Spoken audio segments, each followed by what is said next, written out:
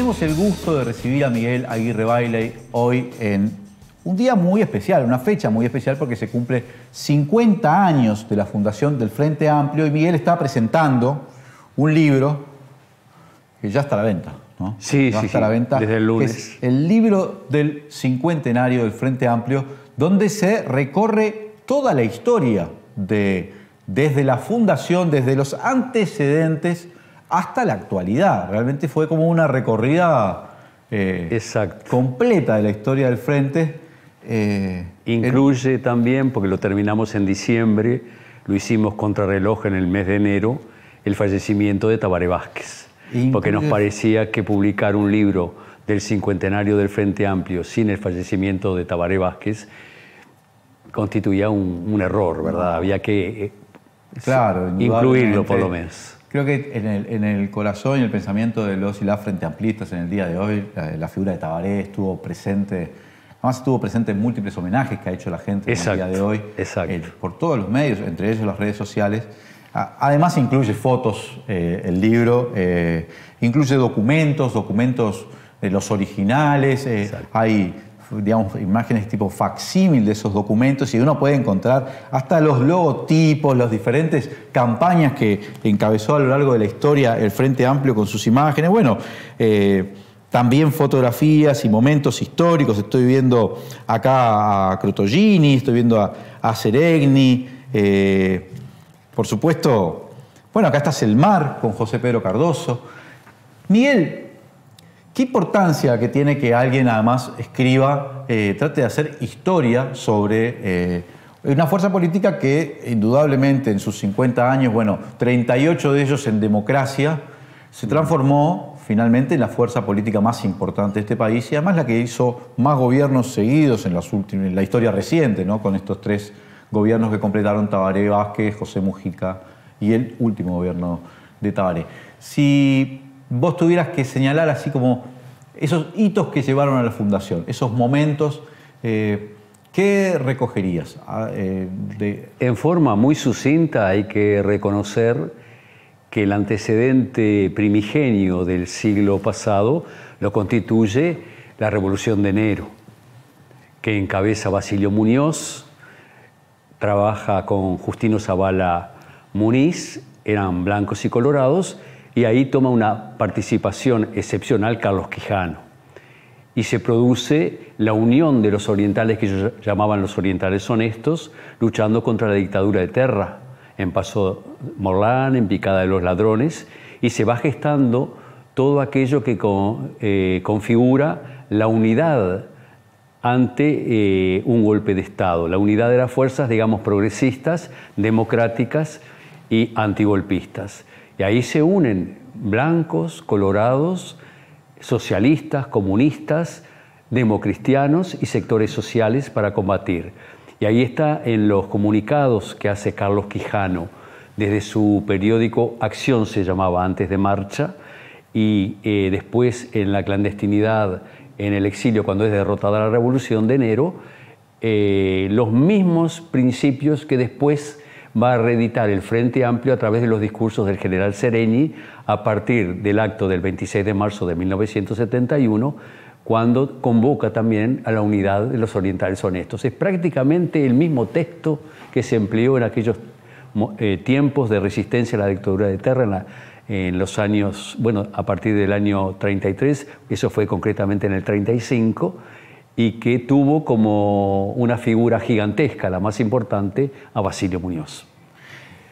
Y Miguel, entre los acontecimientos, bueno, que llevan a la firma, a la fundación del Frente Amplio, yo creo que una cosa que es distintiva de la izquierda uruguaya, es distintiva a nivel latinoamericano, creo que a nivel mundial, es la capacidad de confluir realmente de manera unitaria, ¿no? Y producir una fuerza justamente, ¿no? Que reuniera a todos sectores con una diversidad muy grande.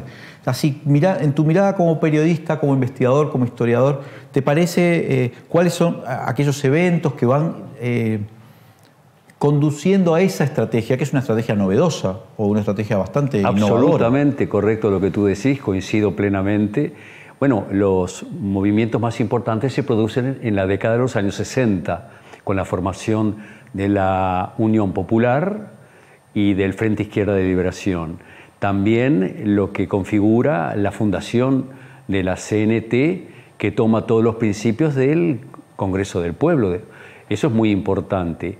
Y para hacerlo de una forma muy breve, la convocatoria que hace el 7 de octubre de 1970 a aquellos ciudadanos independientes que no integraban ningún partido político, que encabezaban Carlos Quijano, Arturo Baliñas, Héctor Rodríguez, y que finalmente se concreta con el llamado que hace el Frente del Pueblo, que integraban el Partido Demócrata Cristiano y la Lista 99 de Selmar Michelini, convocando al 5 de febrero al acto de fundación. O sea, esa fue la fundación formal.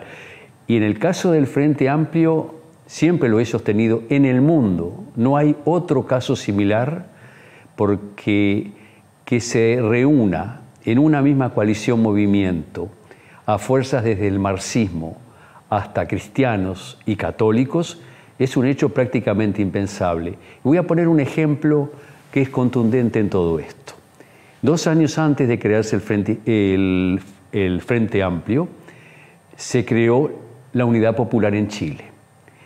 En la Unidad Popular de Chile estaban todos los partidos de la izquierda, eran varios, pero no estaba el Partido Demócrata Cristiano. El Partido Demócrata Cristiano en ese momento estaba gobernando el país, o sea, Chile, a través de Frei. Y cuando gana las elecciones Allende, es distinta la ley electoral de Chile. Tuvo que ser ratificado por el Congreso y el Partido Demócrata Cristiano, respetando la tradición, le dio los votos a Allende, la Unidad Popular, que había ganado por escaso margen a la derecha de Alessandri. Pero quiero decir algo que es muy importante. Además, la gestación de la Unidad Popular fue muy difícil y tuvo tremendas luchas y disidencias, a tal punto que Salvador Allende no era el candidato, recién lo fue hasta último momento por la propuesta de Pablo Neruda, que declinó su candidatura por el Partido Comunista Chileno para que accediera finalmente Salvador Allende del Partido Socialista, que no tenía la aprobación de los otros partidos que integraban la Unidad Popular. En el caso del Frente Amplio se da un hecho absolutamente diferente. O sea, los candidatos naturales eran el general Arturo Baliñas y Carlos Quijano. Esa era la fórmula inicial del Frente Amplio. Ninguno de los dos aceptó. Y Selmar Michelini, que integraba el grupo de los 5, propuso la figura del general Seregni. Y como dice el propio Seregni en sus testimonios y en los libros, fue de pacífica aceptación. No tuvo esas luchas intestinas que tuvo la Unidad Popular de Chile. Selmar, que presidió durante un tiempito el Frente. Fue el primer, yo siempre lo he sostenido, el primer presidente del Frente Amplio. Aunque la figura histórica de presidente se la lleva Seregni, indudablemente. Histórico, claro. Pero el primero en presidir el Frente Amplio fue Selmar Michelini, precisamente en la sesión inaugural del 5 de febrero de 1971. Y cuando estás escribiendo la historia del Frente, ¿cómo recorres ese periodo oscuro de nuestro país, que es el periodo de la dictadura? Porque el Frente, aunque proscripto, clandestino, siguió teniendo una militancia en el Uruguay y también en el exterior. ¿Cómo hiciste en el libro para ir recorriendo, o pudiste ir recorrer un poco ese periodo? Siempre. Siempre, porque primero éramos correos muy humildes, pero hacíamos correo clandestino, porque es fácil, se puede recordar que el presidente era el profesor Crotogini e integraba la mesa clandestina mi padre. De ahí, aparte, yo tenía un relacionamiento excepcional con Hugo Batalla, con Rodríguez Camuso, con Álvaro Bayo y con Roberto Gilardoni, y José Pedro Cardoso, quienes eran los que integraban la mesa ejecutiva clandestina. Incluso creo que es interesante. ¿Podemos hacer una pequeña digresión? Por supuesto. En el libro, por primera vez, escribo una anécdota que siempre que la recuerdo me conmueve profundamente. Es absolutamente inédita. Y la hice porque sentí la necesidad de incluirla en este trabajo. En plena dictadura, poco antes que fuera asesinado Selmar Michelini, yo tuve que viajar a Buenos Aires y tenía algunas indicaciones del Frente Amplio y tenía que encontrarme con Selmar. Era tremenda, digamos, la iracundia, la represión de las dos dictaduras, que aparte tenían su nido, obviamente, en los Estados Unidos con la Operación Cóndor. Nos encontramos en el hipódromo de Palermo un domingo de carreras. Hablamos un buen rato personalmente fuera de las tribunas, digamos, frente a la pista de Palermo, y lo que recuerdo de Selmar, lo primero que hizo fue preguntarme, siempre me trató de usted, muchos me trataban de usted, me dice, ¿cómo está usted? ¿Cómo está su padre, su madre, sus hermanos, los compañeros, el frente, el profesor Sereni? ¿Qué se sabe? Cuando en ese momento estaba prácticamente condenado, poco después es asesinado, no tenía el pasaporte, se lo habían retenido, y tenía a una de sus hijas, a Elisa, presa desde 1972. Y todos esos hechos que le angustiaban tanto a Selmar parecía que no existían. Tan solidario era, tan gigantesca era su figura, que lo único que era preocuparse de lo que estaba pasando en su país aquí en Uruguay. Y bueno, lo recuerdo como una figura en ese momento gigantesca. Y fue un encuentro inolvidable. La solidaridad, la sensibilidad, por eso las dictaduras apuntan bien, saben a quién matar. Me dejaste choqueado con eso, que fue es tremendo. El asesinato de Selmar y el Toba también en el año 1976. 76, mayo del 76, el día del cumpleaños de Selmar, el 20 de mayo del 76. Y el Toba, otra persona a quien tuve el privilegio de conocer, por supuesto, entrañable. Y a sus hijos también, ¿no? Y a Matilde.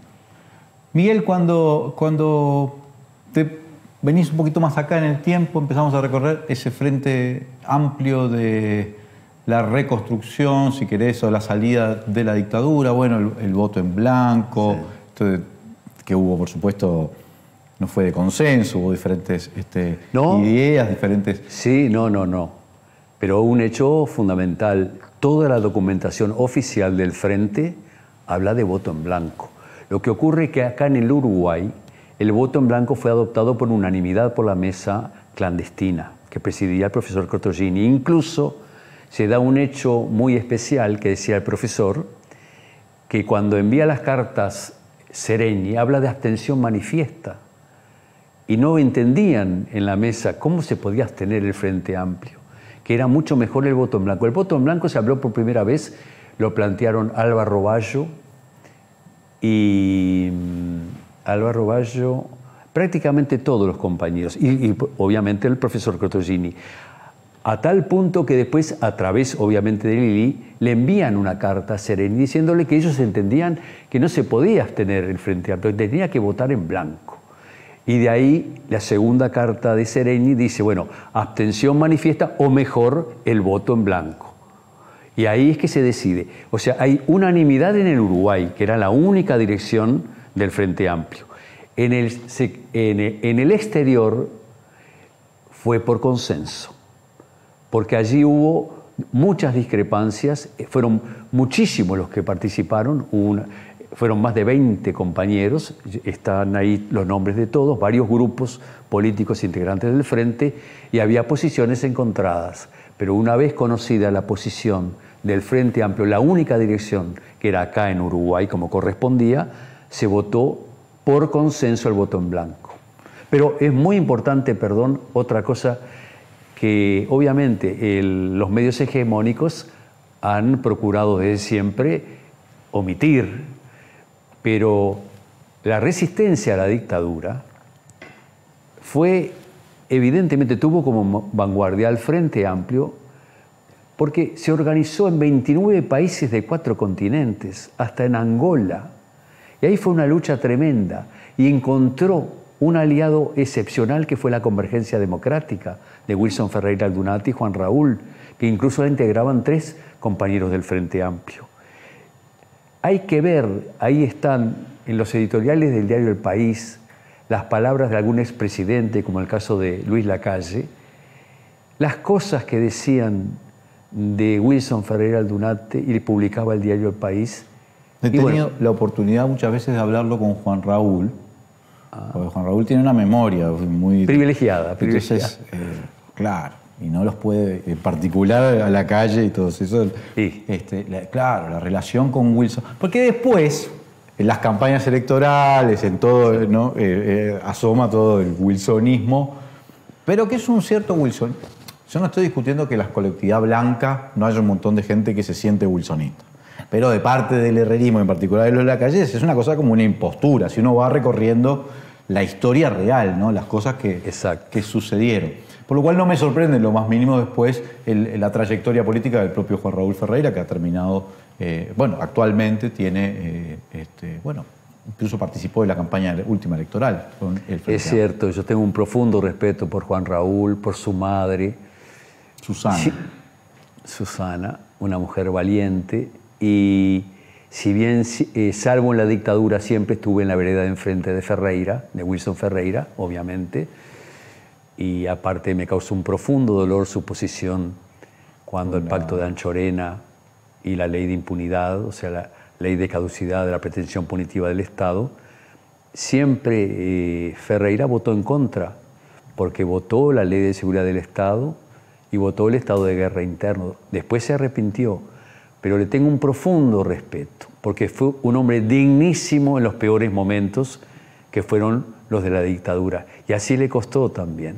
Y fue llevado preso y no pudo participar en las elecciones que, no tengo la menor duda, Wilson Ferreira hubiera ganado ampliamente. Miguel, y en los últimos años, ¿no? En el libro, porque cuando uno se mete con los últimos años haciendo historia, se mete con cosas que todavía están ahí, en el candelero, que todavía son motivo de polémica, que todavía no transcurrió. Por eso los historiadores dicen que no se puede hacer historia reciente, porque no se debe. Lo que pasa es que yo no tenía otra opción, porque era el 50enario y queríamos abarcar todos los años. Sí. ¿Tuviste, me imagino, de conversar con gente en todos los sectores? No, en algunos aspectos, no necesariamente. No, porque yo siempre he dicho, tengo un gran privilegio.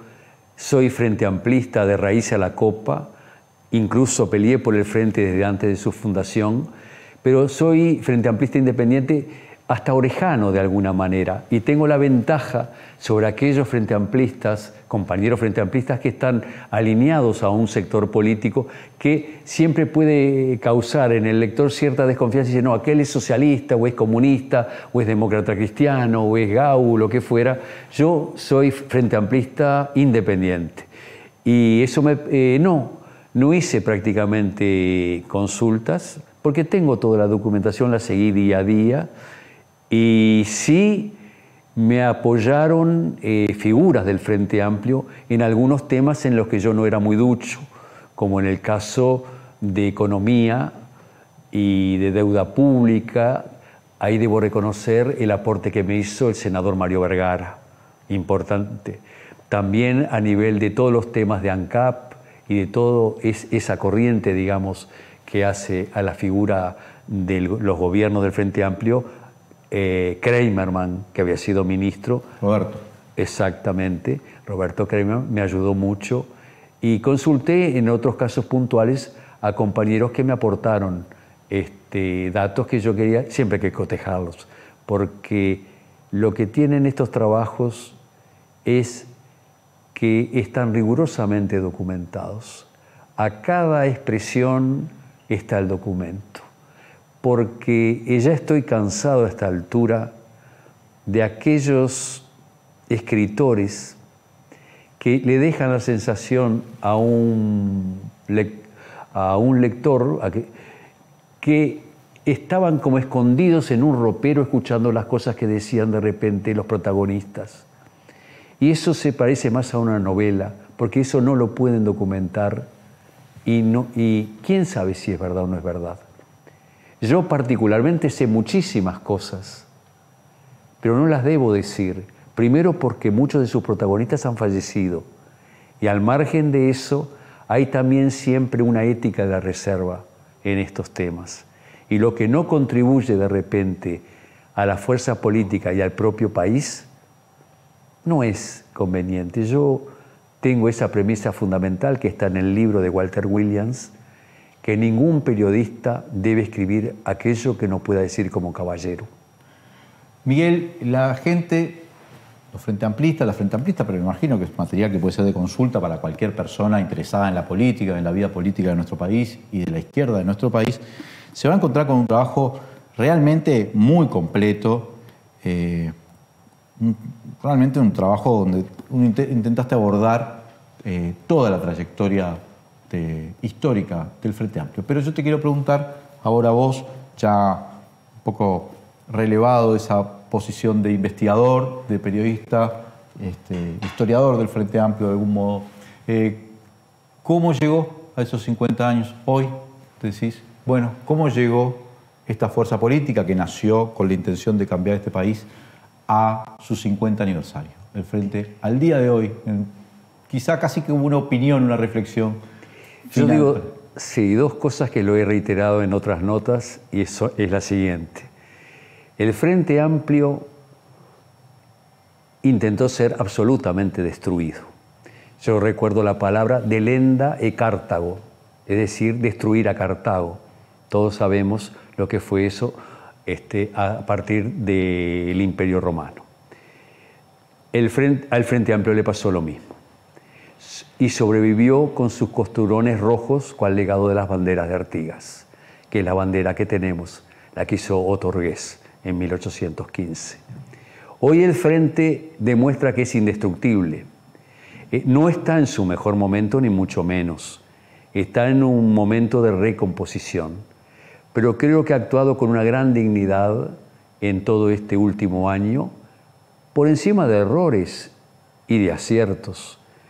Pero el Frente Amplio está demostrando una vez más que es una fuerza esencialmente democrática y que ha demostrado a la República Oriental del Uruguay y al mundo entero que la variopinta de sus integrantes, con esa dual condición de coalición y movimiento que lo distingue sustancialmente de los partidos tradicionales, que pocas veces se va a encontrar una fuerza tan democrática y que arriesgó absolutamente todo, con perseguidos, con torturados, con destituidos, con exiliados, en la verdadera defensa de la democracia y de la república y de las instituciones, cuando muchos otros dirigentes de otros partidos integraban los cuadros más importantes de la dictadura civil y militar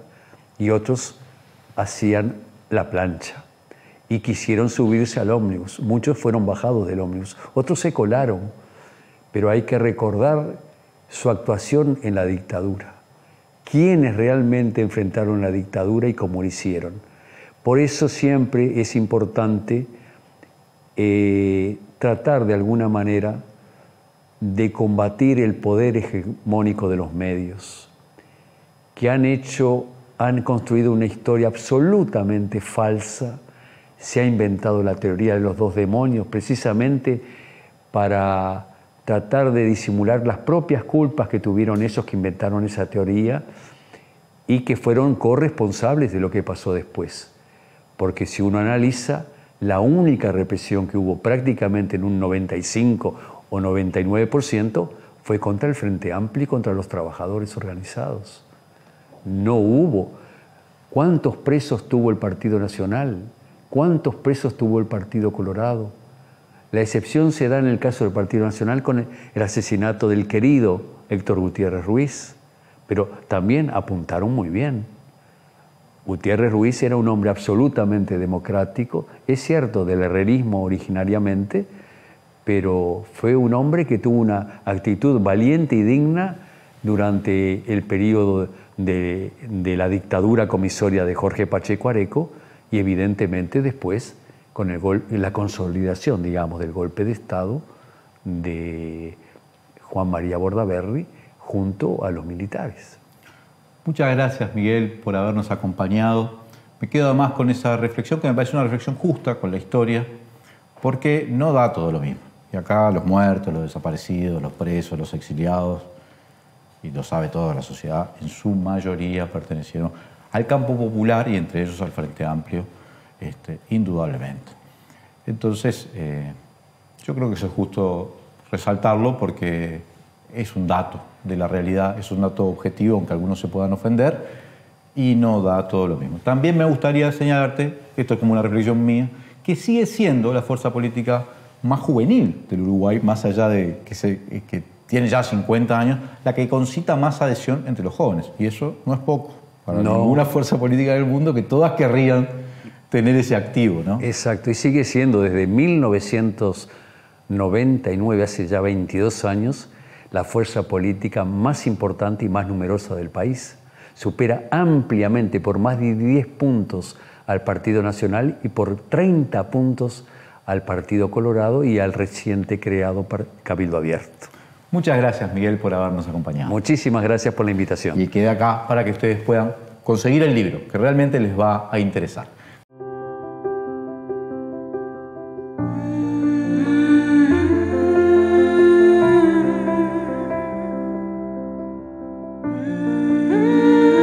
Vos agradecés contar con el mejor equipo médico. Nosotros te agradecemos por elegirnos, brindándote cada vez más atención humana, innovación y beneficios. Afiliate por el 1444 o en casmu.com.uy. Casmu, estamos para cuidarte. Firma Digital Habitat es una plataforma para que todos los usuarios puedan subir, firmar y enviar documentos con la misma validez que la firma presencial, garantizando que todos son quienes dicen ser. Solicitala sin costo en nuestra web e identificate por única vez en cualquiera de nuestros locales para poder firmar desde donde estés. En Habitat, hoy más que nunca, te hacemos la vida más fácil. Un día, dentro de no tanto tiempo,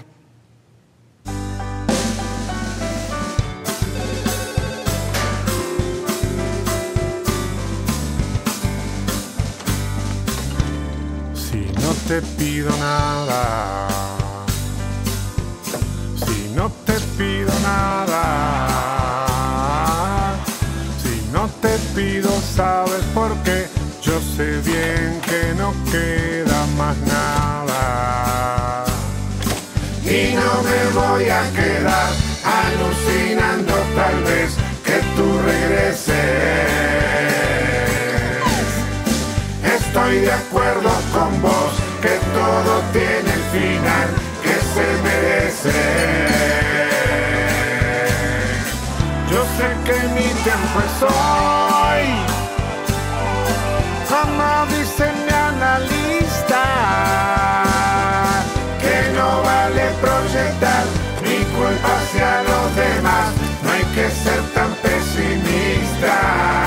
Un día, dentro de no tanto tiempo, volveremos a vivir como queremos. Y para que eso pase, cuidémonos más que nunca. ANCAP hace todos los meses un aporte directo para que el supergas sea el más barato de la región. Eso no es despilfarro, ni sobrecostos, ni mucho menos ineficiencia. Si ANCAP deja de hacer ese aporte directo a cientos de miles de familias uruguayas, el precio del gas se duplicará. No dejes que apaguen tu llama. Votá sí para anular 135 artículos de la LUC. Federación ANCAP. No voy a dejar que privatices la escuela donde van mis hijos, ni que un político decida más sobre su educación que su maestra. Defendamos la educación pública. Digamos sí.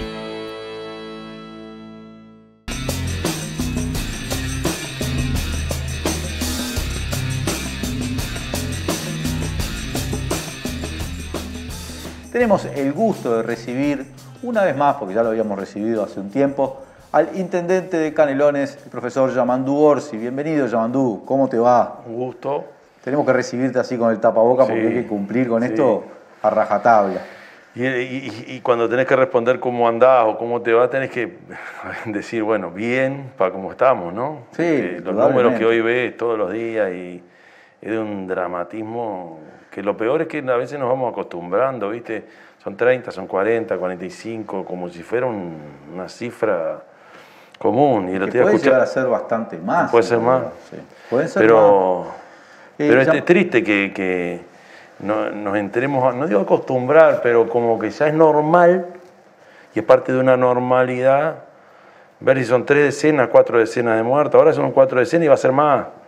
Entonces, digo, es una situación de tristeza y de angustia que cuando recapacitas, un médico creo que dijo que es como si chocara un ómnibus todos los días lleno y murieran todos. Todos los días tuvieron un accidente. Esa imagen es tremenda. Chamandú, a mí me sorprendió un poco la posición del presidente en la conferencia de prensa última. No es que esperara que tomara medidas muy radicales, porque él claramente no las quiere tomar, pero que no tomara ninguna medida con lo que venían diciendo incluso los asesores del GACH y todos los científicos, los médicos, me impresionó. ¿Vos cómo observaste eso? Es decir, bueno, este tipo no, es el presidente, ¿está negando la situación o ya sabe que la situación es chao? Lo novedoso de esta última fue haber dicho, ya hicimos todo lo que teníamos para hacer. Como gobierno ya hicimos todo. Yo creo que Está bravo decir eso con 4.000 casos al día casi, ¿no?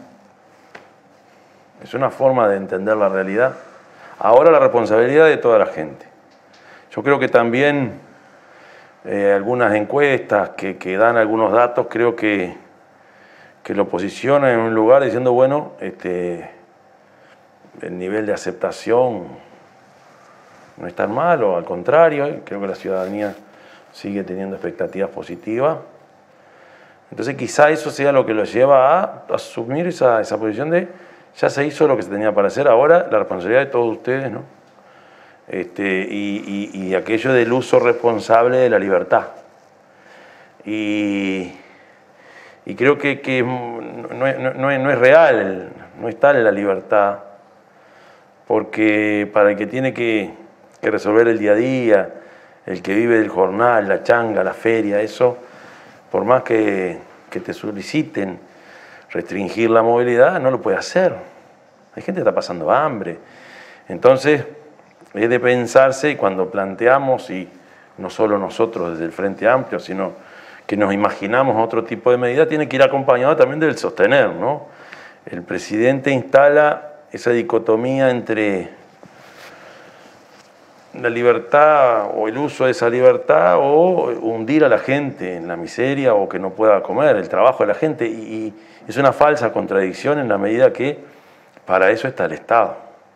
Pero bueno, no, es un camino que se eligió. Yo creo que todos los países, todos los gobiernos han elegido distintos caminos. El nuestro es llamativo, porque hoy nos ubica en un lugar que nunca nos imaginamos, por lo menos el año pasado no nos imaginábamos. ¿Pero se bolsonarizó la gestión de la pandemia? Porque te digo, porque cuando hablo de bolsonarizar, ¿a qué me refiero? Con datos alarmantes, Bolsonaro ha mantenido una postura de no sé, no diría eso, porque creo que no ayuda. Yo creo que está en una posición equivocada de pensar que como te decía, la responsabilidad a la hora de utilizar la libertad de cada uno va a llevar a buen fin. Es decir, esto va a pasar, la vacuna va a ir resolviendo y va a ir amortiguando, entonces va a llegar un momento donde el tren va a frenar. El tema es cuántos quedan por el camino y cuánto dolor, cuánta herida, que sería deseable que fuera el menor posible. No está bueno entender esto como que bueno, que es el daño que vamos a tener, el daño colateral ese, o en ese equilibrio de los platillos. Él habla de las perillas.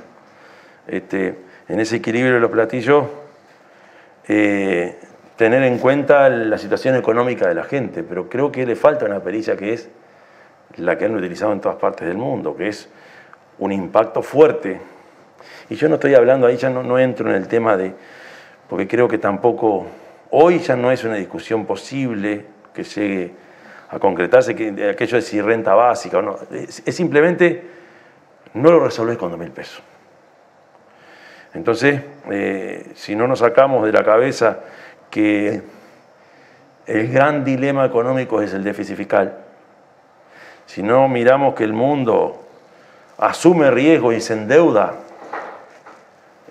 porque lo que se necesita es una inyección fuerte de millones de dólares y no lo resolvés con mejorar un poquito la asignación familiar y capaz que están haciendo todo el esfuerzo. Yo hablo con los ministros, con la gente del Ministerio del MIDE, con Bartol, y yo veo que están, pero alguien acá no está entendiendo.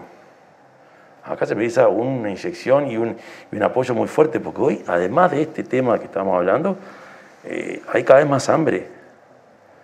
La gente está pasando mal. Y podría pasar peor si esto no salimos rápido. Entonces, es como varios platillos que los tenés que manejar todos a la vez. No es esto o aquello. E incluso después, y creo que el presidente cayó en la misma situación, se lleva todo aquello de, me están planteando cuarentena obligatoria. No puedo, estado policíaco. Se lleva todo hacia un extremo, cuando en realidad recién escuchaba a Truchán cuando hablaba de que, bueno, en el año pasado se utilizaron otro tipo de medidas que fueron eficientes y la gente lo acató. Ahora, con el bolsillo más flaco, con la espalda más chica, evidentemente hoy hay que tener una actitud distinta desde los ámbitos de la economía nacional o del gobierno nacional que tiene que ver con la economía. Y no lo digo yo solo. El Partido Colorado se planteó por qué no echar mano de repente a los recursos o al ingreso del capital también. El Partido Colorado está planteando llamar a la ministra para que explique las medidas. Cabildo Abierto planteó más apoyo a las pequeñas y medianas empresas. El propio Manini dijo la semana pasada, después de la conferencia, o el mismo día de la conferencia de prensa del presidente, si estas medidas no alcanzan, habría que analizar tomar otras. Entonces ya no es los locos de la oposición que ni siquiera los reconozco. Desde dentro de las filas de la coalición de gobierno están planteando cosas que son de sentido común. Ahora, me parece que los científicos, los médicos, la oposición, porque no es solo el Frente Amplio. El Frente Amplio es la oposición, nada menos. Y dentro de las propias filas están haciendo sentir algunas voces de que quizá habría que tomar algún otro rumbo. Y no, más que quizá están planteando tomar otro rumbo. Bueno, pero sin ir de repente nosotros planteamos cuestiones mucho más, bueno, muchachos, esto tiene que ser más concreto, más drástico. Yo no voy a tanto. Bueno, no somos los únicos. La clase política no es la única que hoy está planteando esto no da para más. El Gach. El diario del lunes lo pusimos en febrero. Esa fue la frase. O sea, desde febrero hay un anuncio. En realidad, el gobierno está convencido de lo que está haciendo. Si no, digo, una vez sí y otra también dice lo mismo. Y las cifras se dispararon y ya no es lo mismo que hace un mes. Ni por supuesto no es lo mismo que diciembre. Sin embargo, para situaciones distintas la misma receta. Entonces es de pensarse que estos números se van a seguir disparando. Y cuando digo números disparando, estoy hablando de gente que se muere sola. ¿Qué camino político tiene que recorrer, por ejemplo, la oposición? O sea, ¿qué puede hacer en este momento? Porque además, te cito la entrevista que el mismo día de la conferencia de prensa otorgó el presidente a el diario La Nación de Argentina, donde, bueno, ni siquiera se plantea la hipótesis de diálogo porque ni siquiera sabe qué es el Frente Amplio, dice, ¿no? O sea, es una negación, ¿verdad? Es un desconocimiento. Entonces, no saber que el Frente Amplio tiene autoridad y tiene una composición, o transmitir nada menos que al exterior, porque una cosa se lo decía acá adentro. Transmitir eso a un medio de prensa extranjero, yo creo que es mucho más grave. Por lo menos no es lo que se acostumbra, o no lo había visto yo mucho en Uruguay. Porque cualquiera sabe que el Frente tiene sus autoridades. Cualquiera sabe que la oposición tiene una estructura. Si yo te invito a reunirte conmigo, o invito a tu gente, yo no puedo decirte voy con aquel y con este, pero con este no. Yo no puedo hacer eso, por una cuestión hasta de... entonces decir que yo no sé bien qué son ustedes me parece que es un dato de la realidad del gobierno. Yo considero que nosotros cometimos errores cuando estuvimos en el gobierno y por tener la mayoría parlamentaria muchas veces no dimos una chance más a tratar de convencer o de llegar a acuerdos con la oposición. Ahora se llegó a un punto inédito, que es no te identifico, no te reconozco. Eso ya es de una seriedad, por no decir gravedad. Y en ese escenario, entonces, Yamandú, ¿qué camino le queda a la oposición? Yo creo que seguir haciendo lo que estamos haciendo, que buscar un clima de negociación, de diálogo. Me alegro mucho que a nivel del Senado se haya concretado ese ámbito. Lo que me llamó mucho la atención, que la coalición de gobierno hayan recibido el aval del presidente para tener ese ámbito, de acuerdo a lo que trascendió en la prensa. Que el presidente de la República tenga que avalar lo que se hace en el Poder Legislativo es también un dato preocupante, porque estamos hablando de algo, me parece que tiene varias lecturas, pero no son lecturas muy felices. Entonces nosotros debemos seguir haciendo lo que estamos haciendo, tendiendo la mano, hablando yo, en mi caso, desde donde me toca estar hablando con los ministros, dando una mano, ofreciendo vacunatorios, llamando por teléfono. Eso lo estamos haciendo y hay coordinaciones, hay acuerdos y se firman convenios de cooperación y a veces las cosas no salen bien, pero todos calladitos la boca, vamos arriba, nos remangamos y seguimos trabajando. Y por otra parte, seguir trabajando con las fuerzas sociales en las distintas tareas que tenemos, la recolección de firmas, el trabajar con las ollas populares, el trabajar con las ONG, con las empresas que quieren colaborar. Yo creo que el Frente debe seguir en la actitud que nos dio origen, que es una llegada a la sociedad y un relacionamiento con nuestra sociedad que sea de mano tendida, de no entrar en el juego de generar grieta, no entrar. A veces nos pasa que entramos. Yo creo que a ese tipo de gestos, a ese tipo de actitudes de no te reconozco, no tengo muy claro, decir, aquí estamos, hay ciudadanos que nos votaron, así como hay ciudadanos que lo votaron a ustedes. Y para la República, para la democracia se necesitan todas las voces. Hay que seguir con eso, hay que seguir insistiendo con eso. Ahora, déjame que abogue un poco por otra parte de la militancia frente amplista, que dice, bueno, si este tipo, este presidente, ¿no? Que yo no quiero ser, cuando digo este tipo lo digo porque tengo una forma de hablar, no porque le falte el respeto a la presidente o a su investidura, ha tomado un camino que nos lleva a lo que las sociedades científicas y médicas calificaron como una inminente catástrofe sanitaria. Bueno, entonces la oposición tiene que ser dura, ¿no? Una cosa es que quiera dialogar, otra cosa es que acá hay que evitar una masacre prácticamente, ¿no? Por eso te pregunto, ¿cuál puede ser el camino? ¿Qué tipo de propuesta? Yo creo que hay que ser contundente, hay que hablar, hay que decir, hay que opinar. No es haciendo silencio. Que esto del diálogo no significa te las banco todas. No, desde el Parlamento y desde la fuerza política hay que decir las cosas que pensamos. Y decirla con firmeza, decir, está mal, así no es.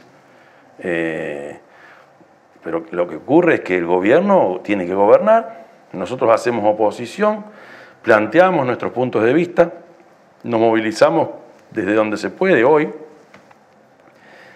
lanzar mensajes claros a la sociedad, pero siempre teniendo en cuenta que hoy la prioridad son los 3 millones de uruguayos que corren riesgo, porque acá el virus se lleva todo, ¿no?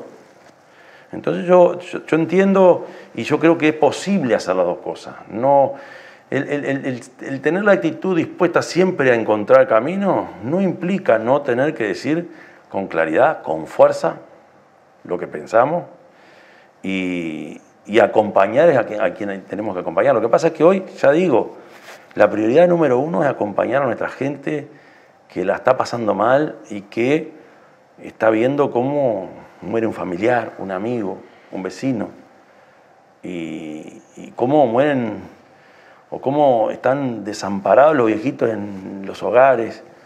Entonces está bravo entrar en la dinámica política común cuando estás en este clima que tú mismo describías. Y yo creo que la firmeza, la dureza, tiene que ser también acompañada de, mirá que a la hora de conversar siempre estamos dispuestos. Hay que respaldar mucho a nuestros científicos, a los médicos, al personal de la salud que están, no pueden más. Entonces, capaz que hay que mirar más para ahí y tratar de recurrir a la solidaridad de nuestra gente. Y bueno, la gente va a ir haciendo y sacando las conclusiones. Y por otro lado, convocando a hacer las cosas que nos van a ayudar. Una es no movilizarse el que pueda, que mantenerse su burbuja. No es pavada eso, no es. Y lo otro es, vayamos a vacunarnos y hagamos fuerza para que haya más vacunatorios. Y el que pueda vaya y se vacune y lleve un amigo. Y llevar a aquel veterano que de repente no tiene cómo movilizarse, agarrar un auto y llevarlo. Y eso la sociedad nuestra está... Yo creo que está preparada y existe ese fermento de solidaridad que hay que aprovechar. ¿Esos problemas que había en la vacunación en Canelones, cómo están ahora? Sigue complicado. Sí. Mejoró mucho con el nuevo director departamental de salud. Mejoró. Pero seguimos muy rezagados. Muy rezagados. No es porque no haya vacuna. Hay vacuna. Mi duda era si había personal. Nosotros ofrecimos espacios. Se eligió uno solo, que fue el de Sauce. Y Las Piedras también, ya estaba, ¿no? Hoy hay 11 vacunatorios, va a haber alguno más. Pero esa preocupación es de todos los diputados del departamento, no solo los de nuestro partido, también del Partido Nacional. Yo hablo mucho con algunos de ellos que están pinchando y empujando para que haya más vacunatorio. La respuesta es, somos el departamento más rezagado. Es cierto que hay gente que viene y se vacuna en Montevideo, pero también hay gente que de Montevideo va a vacunarse en la costa o a Las Piedras. Hay que dar un vuelco, hay que dar un giro, porque me entero que sí que hay personal dispuesto a trabajar, se han ofrecido los odontólogos, por ejemplo. Eso me enteré hoy. Se han ofrecido para ayudar en la vacunación. Hay mucha vacuna. Yo no sabía que había tanta. Hay vacuna. Y va a venir más, y eso es bueno, son de las buenas noticias. El tema es que, comparado con el resto del país, venimos muy lento. Yamandú, volviendo un poco a la actitud que está teniendo el gobierno, yo no veo a los líderes de los socios de la coalición, ¿no? La coalición es una coalición multicolor, batiéndose en defensa de este camino. Pero, ¿cuál camino? El camino que adoptó el presidente. Es más, mi interpretación lo veo bastante aislado, en el sentido de que ni sus asesores técnicos, de hecho las voces ahora que salen del GACH son cada vez más duras, ¿no? Ni parece, no da la sensación de que el propio ministro de Salud Pública, que da la sensación de que más bien le gustaría tomar otro tipo de medidas, ¿no? Ni los líderes del Partido Colorado, que de hecho el Partido Colorado hizo una declaración, ni Cabildo Abierto, por mencionar a sus socios principales, estuviesen muy convencidos de este camino, ¿no? Pero yo no sé si vos haces una interpretación similar y decís, bueno, este es un gobierno de coalición, todos tienen que asumir la responsabilidad de lo que se está haciendo, o si decís, no, es el presidente o es un grupo aislado, así, que es centrado en el presidente. Es una estrategia muy presidencialista, ¿no? Desde que asumió. En las malas y en las buenas, él decide. Y más de una vez dijo, bueno, este tema lo vamos a agarrar nosotros. Cuando la compra de vacunas, por ejemplo, estaba en las manos del Ministerio de Salud, dijo, no, ahora, a partir de ahora nos vamos a hacer cargo nosotros. Presidencia de la República. Y a su vez, cuando va a haber un Consejo de Ministros es una gran novedad, cuando tendría que ser lo normal. Y yo creo que es mucho más frecuente el mano a mano con el presidente, cuando los convoca de a uno, a los referentes, a los ministros, que ese ámbito de decisión. A ver, repito, cuando hay un Consejo de Ministros se anuncia varios días antes, se prepara, se monta, se arma como si fuera una cuestión excepcional. Yo creo que es excepcional. Y así como puede tener algo de positivo el hacerse cargo, y es deseable, y estar, y meter hora, la excesiva centralización en una persona, o el exceso o el excesivo peso de la figura presidencial puede tener su contracara negativa también, que es el equivocarse más, es lógico, o el manejo correcto de la prudencia, ¿verdad? Entonces, hay una visualización fuerte del presidente, incluso hay aceptación popular, las encuestas así lo dicen, hay un excesivo centralismo en su figura, hasta el punto que los intendentes, algunos vienen y se reúnen. Él se tiene mucha confianza para manejarse así, sin duda. O sea, alguien que tiene un nivel de autoconfianza y que me parece que en estos momentos tan delicados tiene sus riesgos, porque el margen de error se amplía, o al revés. Cuanto tú más consideras las distintas campanas en la coalición o en el espectro político y científico nacional, es más fácil elegir el camino correcto. Pero son estilos, son formas que en algún momento yo he dicho... Este camino que él está tomando, más allá de todas las asesorías técnicas y científicas, si finalmente se cumplen los pronósticos de los técnicos y los científicos y los médicos, también eso lo deja como el responsable, casi el responsable, ¿no? Sí, eso puede ser. También él ha manifestado que la responsabilidad de la ciudadanía. Yo creo que tenemos que hacer una buena lectura de lo que nos está pasando. Evidentemente, un gobierno está para conducir, está para generar las pautas para que las cosas surjan y sean correctas. Ahora, una vez y otra también se traslada, y en la última conferencia fue claro, la responsabilidad a la actitud individual de cada uno de nosotros. Entonces yo, si bien es cierto y comparto que para algo está el gobierno,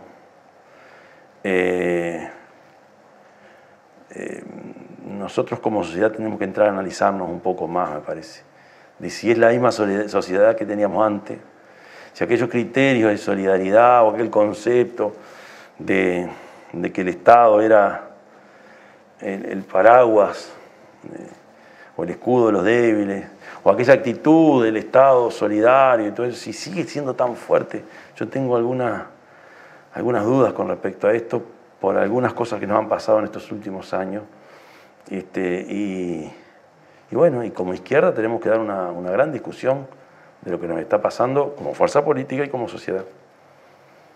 Porque eso explica también este tipo de actitudes y cómo repercute en la sociedad este tipo de gestos o de gestualidad por parte del gobierno. O sea que en esa tensión vos decís que hay algo como compartido, de responsabilidades. No, se traslada... No, que él la traslada no tengo ninguna duda. Sí. Pero si vos tenés que decir, yo tengo una posición, pero cada... No, yo tengo que llega un momento donde el gobierno tiene que tomar actitud y ser más claro en el mensaje. Porque como te decía hoy, el uso responsable de la libertad tiene sus límites en la medida que tus necesidades las tenés que resolver. Y si vos no tenés un Estado que te protege, que te cuida y que te da las herramientas como para que vos te quedes en tu casa y te muevas lo menos posible, evidentemente es una falacia. Entonces yo creo que ahí es donde comete el gran error, o por lo menos donde yo discrepo totalmente con el camino. Y es donde me parece que la responsabilidad sí está en la conducción del gobierno, sin duda. Ahora, con nosotros como izquierda y la sociedad toda tiene que darse una gran discusión de dónde están las responsabilidades y qué es lo que nos está pasando como sociedad, que somos capaces de incluso reconocer que la culpa es del otro, no mía. Que eso también pasa un poco. Es decir, hay que analizar un poco más esto, analizarnos como sociedad, y por supuesto yo no considero que el gobierno tiene que hacer o tiene que agarrar por ese camino. Yo soy del viejo Uruguay ballista y de izquierda, donde el Estado está para eso, para contener cuando la sociedad no te protege. Ahora bien, se toma ese rumbo, una serie de partidos políticos que lo acompañan lo dejan hacer. Y las encuestadoras dicen que sí, hay mucha gente que piensa que es responsabilidad de todos nosotros. Es más complejo que simplemente decir... Está bien, pero si vos tenés una operación permanente de trasladar la responsabilidad a una entidad difusa, que es la sociedad, porque después cuando tenés que individualizar no le podés decir A mí, porque yo estoy todo el tiempo con tapaboca y solo me junto con mi burbuja. Y así te lo va a decir casi todo el mundo que acusa a la sociedad te va a decir lo mismo, ¿no? Y en cambio ves algunos técnicos que te dicen, si usted entra a un ómnibus en horario pico, compró 9 de los 10 boletos. Y entonces la gente que tiene que entrar al ómnibus en horario pico le vamos a echar la culpa. Totalmente. Esa dilución de la responsabilidad es lo que me... Pero ¿sabes lo que pasa? Que el tema tiene que quedar claro que es necesario tomar medidas, y las medidas se tienen que tomar desde el gobierno, donde nos tienen que ayudar a quedarnos quietos. Pero para eso tiene que darme herramientas. A mucha gente, no solo al trabajador de siempre o al desocupado, también al pequeño comerciante. Pero de verdad, no es con la tarjetita, no. Y yo creo que ahí está el cruce, ahí donde está el quiebre, no están dispuestos a eso. Es preferible eso no tocarlo. Dejemos que esto avance y que se cobre con los costos que hay en el mundo. Aunque esto sea una catástrofe. En el mundo es así y acá no vamos a ser muy distintos. Es tremendo. Yo creo que es un error conceptual grave. Y un error que puede ser una tragedia para este país. Tragedia, y las consecuencias económicas van a ser también dramáticas. Muchas gracias, por favor, por habernos acompañado. Ojalá la próxima sea con mejores noticias. Ojalá logremos transitar esto con la menor cantidad. Y se rompa esta inercia de yo sigo por acá y el resto están todos equivocados, y ojalá. Sabes que yo por formación creo poco en la suerte y mucho en la ciencia.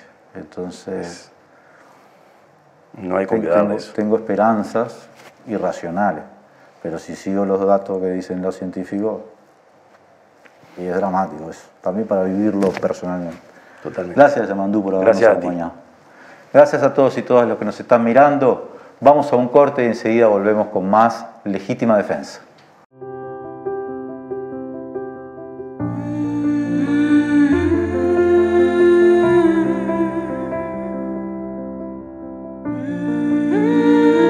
Vos agradecés contar con el mejor equipo médico.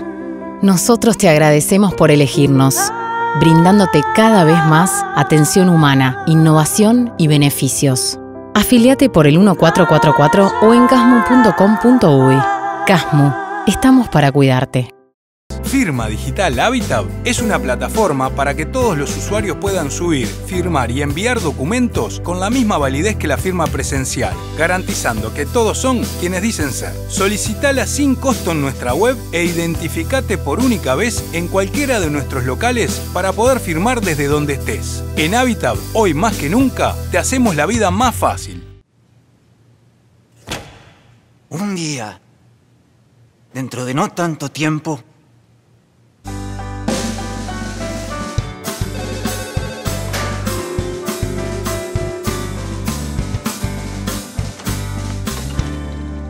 no te pido nada, si no te pido nada, si no te pido, ¿sabes por qué? Yo sé bien que no queda más nada. Y no me voy a quedar alucinando tal vez que tú regreses.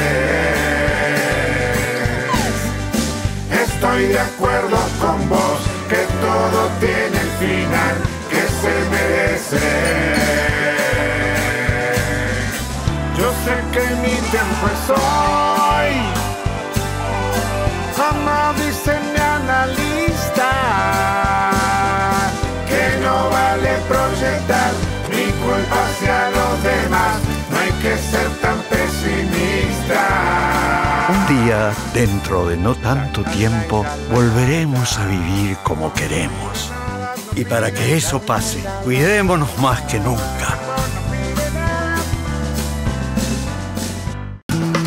ANCAP hace todos los meses un aporte directo para que el supergas sea el más barato de la región. Eso no es despilfarro, ni sobrecostos, ni mucho menos ineficiencia. Si ANCAP deja de hacer ese aporte directo a cientos de miles de familias uruguayas, el precio del gas se duplicará. No dejes que apaguen tu llama. Votá sí para anular 135 artículos de la LUC. Federación ANCAP. No voy a dejar que privatices la escuela donde van mis hijos, ni que un político decida más sobre su educación que su maestra. Defendamos la educación pública. Digamos sí.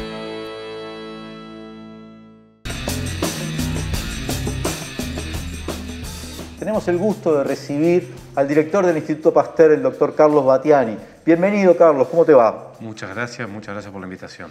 No, por favor, un gusto para nosotros. Carlos, te estaba ya comentando, pero estamos sorprendidos por esa noticia, por lo menos los que tenemos algo de contacto con la comunidad científica, el aumento en la inscripción de la Facultad de Ciencias, que es brutal. Creo que aumentó casi un 45, un 50% en relación con la tendencia que venía cayendo, porque en realidad venía cayendo la cantidad de gente que se anotaba a hacer ciencia. Eso podemos considerar que es un efecto positivo colateral de esta epidemia. ¿Qué reflexión te merece?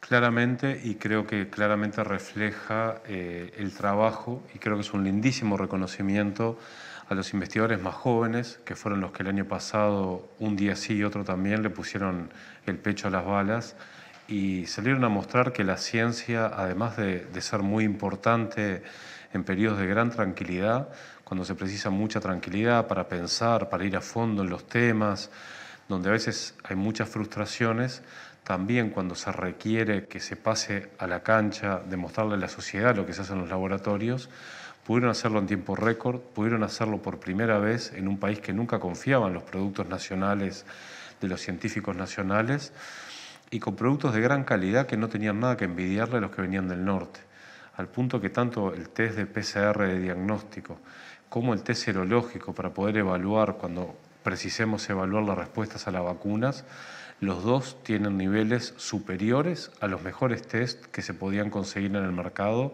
incluso en este momento. Carlos, vamos a meternos un poquito en la situación de esta epidemia, que yo he escuchado en los últimos días que hay gente que dice, bueno, hay una desaceleración, pero la verdad que tal vez puede haber una desaceleración, pero lo que uno ve es que aumenta el número de muertes por día. Ayer llegamos a un récord, que yo creo que es el récord histórico de muertes por una enfermedad infecciosa en un día en el Uruguay. Sí. Y además más de 4.000 casos. Y a la vez se viralizan imágenes como los ómnibus atestados. Y vos dijiste hace pocos días que una persona en un horario pico en el ómnibus estaba comprando 9 de 10 boletos para contagiarse el COVID. ¿Participás de la idea de que las medidas son insuficientes, francamente, en este momento, que hay que hacer algo? ¿Cómo estás viendo vos esto? A ver, yo no soy un especialista en el tema ni mucho menos. Sí estoy en contacto con mucha gente que se dedica a esto, que ha dedicado su vida a esto y que ha participado activamente en el instituto en dar soluciones concretas. Entonces, de lo que uno ve de la literatura internacional, de los ejemplos internacionales y del comportamiento en el país, claramente lo que se puede desprender de ahí es que ningún país salió de la situación en la que estamos sin una bajada muy grande de la movilidad. Más grande de la que tenemos. Mucho más grande de la que tenemos. A eso se le pueden poner distintas palabras. Hay distintos ejemplos. Hay países que van por la cuarentena. Hay países como por ejemplo Bélgica, que en los últimos tiempos cerró fronteras secas. No tiene fronteras húmedas. Cerró fronteras secas siendo parte de la Unión Europea para bajar la movilidad y con eso logró bajar mucho los casos a la vez que van vacunando. Entonces yo creo que lo que es una lástima es que nosotros estamos a un muy buen ritmo de vacunación, pero que ya se vio, y de hecho es una de las conclusiones del trabajo presentado hoy por los colegas chilenos, que solo con ir a una velocidad muy fuerte de vacunación no alcanza para bajar la velocidad de la epidemia y que por eso se necesitan medidas adicionales de bajar la movilidad y de respetar mucho las medidas no farmacológicas como bueno, el uso de la máscara facial, las burbujas, el no hacer salidas no necesarias, etc. Entonces, claramente sí, mi opinión es que nosotros tenemos que tomar medidas adicionales. Y a la vez vos has criticado, no sé si la palabra es criticar, pero que justo la medida que se ha tomado de reducción de la movilidad más clara es la suspensión de la presencialidad escolar. Sí. ¿No? Eso, no sé si plantea, yo no sé en realidad si uno puede tener presencialidad escolar, porque hay una gran discusión sobre cuánto contagian, cuánto se contagian, cuánto funcionan los niños como vectores, de hecho. Pero lo que me parece bastante claro es que hay una cosa ahí como no sé si moral o ideológica, pero si lo único que vas a suspender es justo la escuela, es medio terrible, ¿no? A ver, creo que los datos internacionales lo que muestran claramente es que las escuelas no han sido motor de la promoción de los casos en ningún caso. El año pasado hubieron 2 países donde se pensó equivocadamente, después se terminó viendo que no era así, que fueron Israel y en Estados Unidos. En ambos casos, situaciones de religiones ortodoxas que no habían cumplido con otras medidas. Por ejemplo, en Israel pasó que se asoció a la no ventilación de la escuela y al uso del aire acondicionado. Todos sabemos que el aire acondicionado lo que hace es recircular el aire del propio salón y mantener al virus más tiempo en el aire y entonces aumentar las chances de contagio. En ambos casos fueron ese el factor que hizo que hubiera un brote grande en la escuela, pero si no, no hay evidencia de que realmente los niños en la escuela generen grandes contagios. Los niños, ¿cómo se contagian? Se contagian generalmente en ambientes no escolares, en las propias familias, y después es cierto, los niños pueden contagiar. Ahora contagian menos que los adultos. Lo que hay una discusión más fuerte, y que yo creo que es donde lo que yo no acepto es que se diga que no se puede, es en cuanto a si podemos tener presencialidad evitando la movilidad. Entonces ahí la pregunta es, ¿no podemos ser más creativos de decir, por ejemplo, determinadas escuelas van a determinadas horas, otras van un tiempo después? Es decir, buscar soluciones a un problema que es muy grave, que es tener al 80% de los niños en Uruguay, que sabemos que van a escuelas públicas, donde el soporte no presencial es muy difícil, donde en muchos casos los padres además no están preparados para poder actuar como maestros virtuales y ayudar con las plataformas virtuales, y eso genera una brecha muy grande, donde los más vulnerables pasan a ser los más perjudicados. Eso es lo que a mí, desde el punto de vista médico, desde el punto de vista humano, me duele. Dicho eso, entiendo que obviamente hay que buscar soluciones para tener presencialidad sin afectar la movilidad. Hay momentos, quizás este era uno de ellos, donde uno dice, bueno, quizás en este momento, con la transmisión comunitaria que tenemos, había que bajar un poco. La pregunta que yo me hacía era, ¿por qué no usamos enero y febrero para haber frenado un poco, cuando sabíamos que el turismo ya estaba sacrificado, porque habíamos cerrado las fronteras, como para evitar ese aumento tan grande que habíamos tenido en enero y para realmente blindar enero y febrero y llegar a marzo a una situación epidemiológica menor? Lamentablemente eso no se hizo y bueno, hoy estamos en la situación que estamos. No, y eso que hubo anuncios, porque yo recuerdo el informe, por ejemplo, que hace el GIAD, ¿no? El Grupo Uruguayo Interinstitucional de Análisis de Datos, muy temprano ya en el año, diciendo hay que hacer determinadas cosas si pretendemos que arranquen las clases con normalidad y sin riesgos mayores, ¿no? Entiendo que la sociedad entera, creo, y esto además de que sucede en Facultad de Ciencias me parece que es un reflejo de eso, entiende que la ciencia le respondió al Uruguay. Ahora, ¿el Estado le respondió a la ciencia? Porque este año ha sido también un año, entre el año pasado y este, donde varias veces de la comunidad científica se ha salido a denunciar, bueno, el desfinanciamiento de la ANI, en algún momento los problemas con las becas de PDCIVA. ¿Vos qué opinión tenés en relación con esto, de ese punto? Creo que la respuesta es compleja. Por un lado, quiero destacar la postura que tomó el ministro de Salud Pública, que fue una postura clara y firme de apoyarse en la ciencia para buscar soluciones en los científicos nacionales, para buscar soluciones a un problema que desde el extranjero nos avisaron que se venían antes de que llegaran los primeros casos a Uruguay, y era que iba a haber un desabastecimiento de elementos que nos permitieran poder hacer la estrategia de testear, rastrear y aislar a los pacientes, que nos compró 8 meses de tranquilidad. Eso claramente fue una virtud del ministro de Salud Pública, porque logró apoyarse en la ciencia, dejar participar a la academia, haciendo cosas que incluso en otros países se prohibieron. Países como Estados Unidos, aparatos de PCR, que son el aparato fundamental para hacer diagnóstico, las universidades quedaron con los aparatos bloqueados porque burocráticamente no se pudieron poner al servicio de hacer diagnósticos. Y Estados Unidos demoró mucho en poder hacer el número de diagnósticos cada 100.000 habitantes que estaba haciendo Uruguay. Y Uruguay sigue siendo en eso un ejemplo a seguir. Entonces, en ese sentido, creo que el Estado se apoyó en la ciencia. Después hay otros matices donde se dieron algunos consejos, se dieron algunas recomendaciones Y bueno, los que toman las decisiones son los políticos y entiendo que no tomaron todas las que se les ofrecieron. Ahí eso no me corresponde a mí evaluar porque digo, mi formación es estrictamente... Pero sí, por ejemplo, puedes decirme, bueno, que el problema del financiamiento, de las becas, de la ANI, capaz que no te corresponde evaluarlo, pero como director de un instituto tan importante de investigación del Uruguay... Claramente lo que uno ve es que los países que han tenido crisis muy grandes han salido de las crisis apoyando y apostando a la sociedad del conocimiento. Eso es algo muy claro. Nosotros el otro día, cuando del Instituto Pasteur de Montevideo estábamos en pleno mes más complicado de la epidemia en Uruguay, lanzando esta iniciativa de una asociación con fondos privados para tratar de valorizar el conocimiento y tratar de mostrar si en Uruguay se puede ir hacia un camino de una sociedad del conocimiento como se han hecho en los países desarrollados. El doctor Ricardo Pascal, el profesor Ricardo Pascal, a quien aprovecho a mandarle un gran saludo, él decía, en plena guerra de la secesión y antes de haber ganado, Abraham Lincoln crea la Academia Nacional de Ciencias Americanas, porque él decía, un país no se puede limitar a ganar o perder una guerra, una batalla, tiene que mirar al futuro. Quiere decir que ese era un pensamiento donde se ponía a la ciencia como un motor para el desarrollo del país. Después hay otros muchos ejemplos y casi que no encuentro ningún país de los hoy llamados desarrollados que no hayan en algún periodo de su historia invertido muy fuerte y de manera sostenida como política de Estado en ciencia, tecnología e innovación.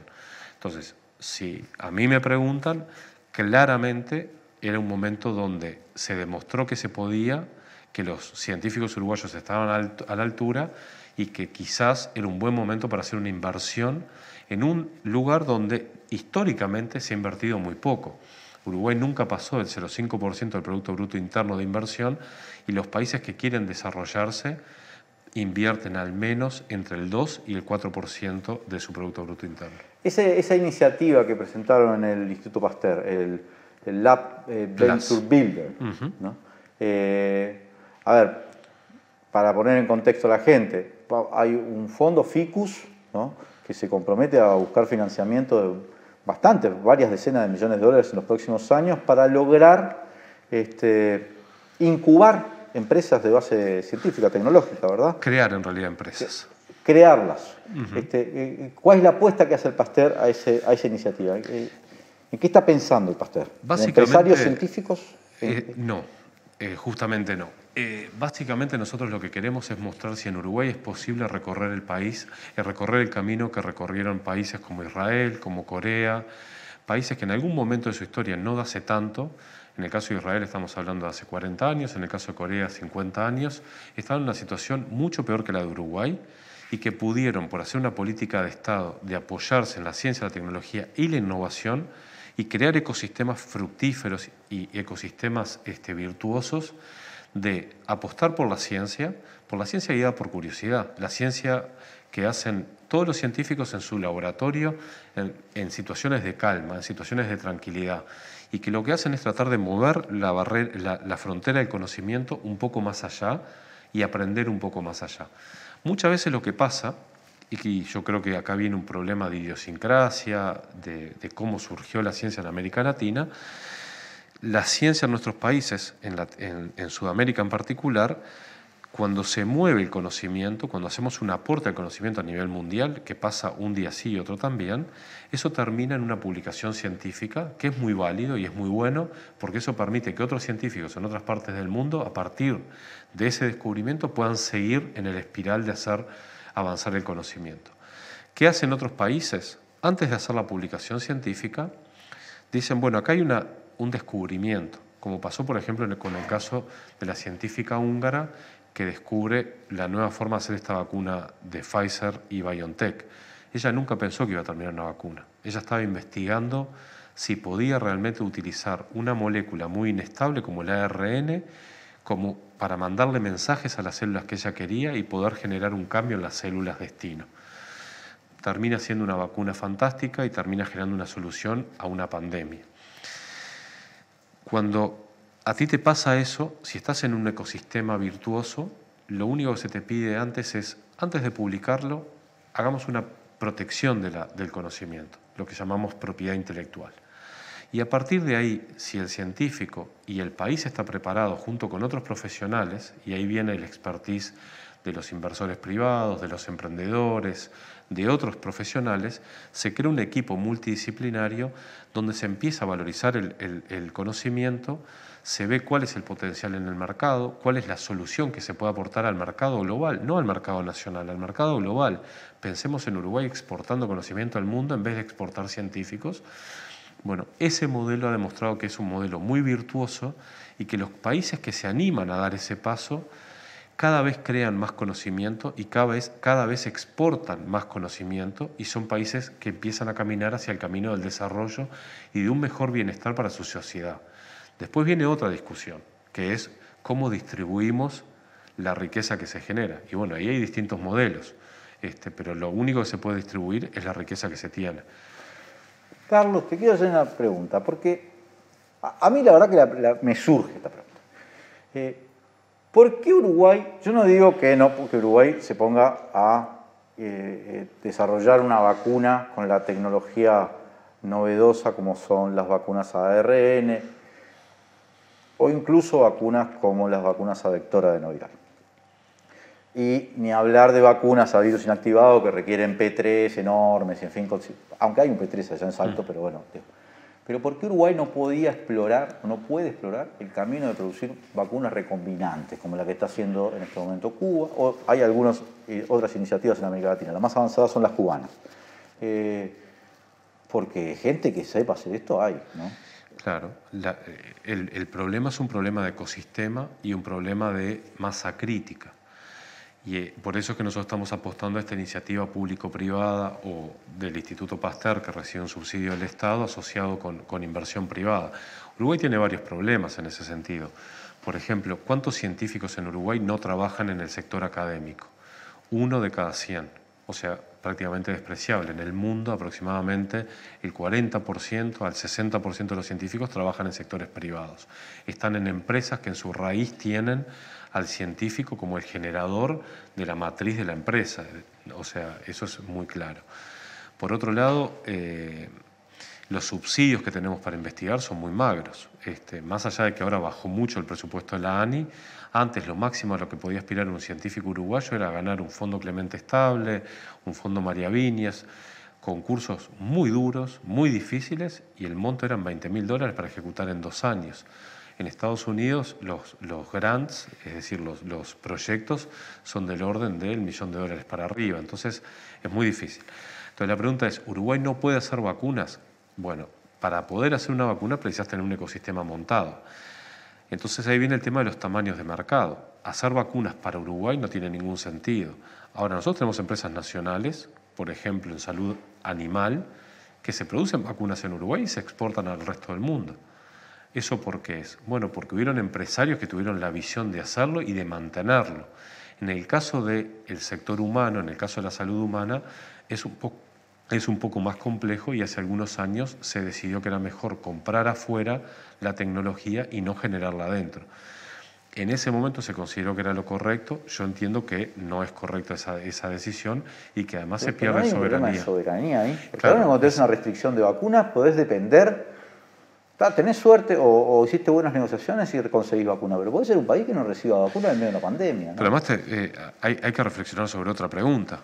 En la historia de Sudamérica no se ha podido generar, ningún país sudamericano, no latinoamericano, sudamericano, ha sido capaz de desarrollar un fármaco y ponerlo en la farmacia. Todos los medicamentos que nosotros consumimos, fueron desarrollados, concebidos y producidos en el norte, y después nos los venden a nosotros. Por ejemplo, en Estados Unidos, un fármaco para bajar el colesterol, por ejemplo el Lipitor, que es muy conocido y ya se puede decir el nombre porque la patente ya expiró. En Estados Unidos tiene un valor mientras la patente está activa. Cuando la patente cae, el precio cae del 90% al 10%. Bueno, en los países nuestros el precio de los genéricos es del 70% del original, permanentemente. Y bueno, y hay muchas preguntas para hacerse y para analizar. ¿Y por qué Argentina, que tuvo 3 premios Nobel en ciencia, nunca pudo producir un medicamento para llevarlo a la farmacia? Esas son preguntas que nos tenemos que cuestionar, nos tenemos que interpelar nosotros mismos, y creo que ahí hay mucho para ahondar desde el punto de vista de cómo está armado el ecosistema. Sí, la verdad que son datos impresionantes, ¿no? Quiero cerrar, volviendo un poco a este tema de la pandemia, que es un tema que preocupa a toda la sociedad. Así, ¿qué proyectamos? Con la realidad que tenemos, las medidas que tenemos, lo que estamos viendo, así. Yo sé que no es tu especialidad, tu campo, es decir, la epidemiología, en fin, pero vos, ¿qué ves? ¿El mayo va a ser terrible o mayo se va a tranquilizar? ¿Cómo la ves? Creo que va a depender mucho de las medidas que se tomen. Si no se toman medidas. Si no se toman medidas, lamentablemente, hoy vimos la presentación de lo que pasó en Chile, del estudio de Sinovac, que era un resultado muy importante para nosotros porque nosotros estamos usando muchas vacunas Sinovac, y la conclusión del estudio de Chile es que Sinovac es una vacuna muy buena, extremadamente efectiva, pero que llega a un 80% más o menos de protección en sus pasados 15 días después de la segunda dosis. Pero ¿qué recomiendan los chilenos? Es acompañar la vacunación a un ritmo acelerado de restricción de la movilidad. Si nosotros no restringimos la movilidad, le damos lugar al virus, a la posibilidad de tener mutaciones. Hoy también los científicos uruguayos estuvieron en contacto con los científicos de San Pablo. San Pablo es un laboratorio abierto en el mundo, son 40 millones de personas. Ellos tienen 17 variantes en este momento, de las que nosotros solo conocemos una. Ellos tienen 17 variantes, todavía no sabemos si son variantes de interés o variantes de preocupación, pero eso está pasando en tiempo real. Ya el jefe máximo de Pfizer está hablando de una tercera dosis de Pfizer, de una nueva vacuna el año que viene, por la aparición de variantes.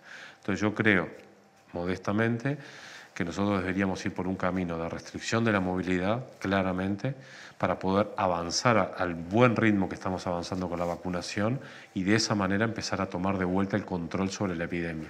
Hoy no tenemos control de la epidemia. Esa apuesta que hiciste, o creo que el Pasteur entero hace al sumarse este llamamiento al diálogo nacional, ¿qué expectativas tenés puestas ahí? En realidad fue a título personal mi participación en ese diálogo ciudadano y para tender puentes. Es a título personal, no es a título del instituto. Y básicamente la idea, yo entiendo que está faltando un diálogo con la comunidad, con la ciudadanía, de que los referentes académicos, los referentes profesionales, el gobierno y eventualmente los científicos, le hablemos a la gente para que la gente entienda de que realmente estamos en una situación muy complicada y de acá salimos pero todos también juntos. El gobierno entienda, sí, ¿no? Sí.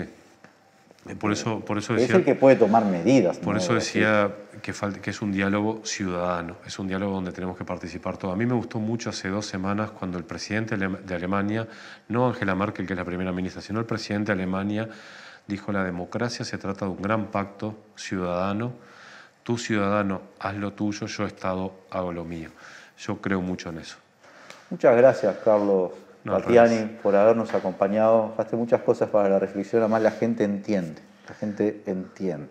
Si a la gente le explican, la gente entiende. Incluso de temas muy complejos como puede ser una epidemia viral, ¿no? Donde a veces es muy alejado a lo que la gente habitualmente habla o reflexiona, pero si uno explica, la gente entiende. Sin ¿verdad? duda. Eso es una cosa bien importante. Gracias, Carlos. Gracias a ustedes. Un placer. Gracias a todos y todas los que nos están mirando. Vamos a un corte y enseguida volvemos con más Legítima Defensa.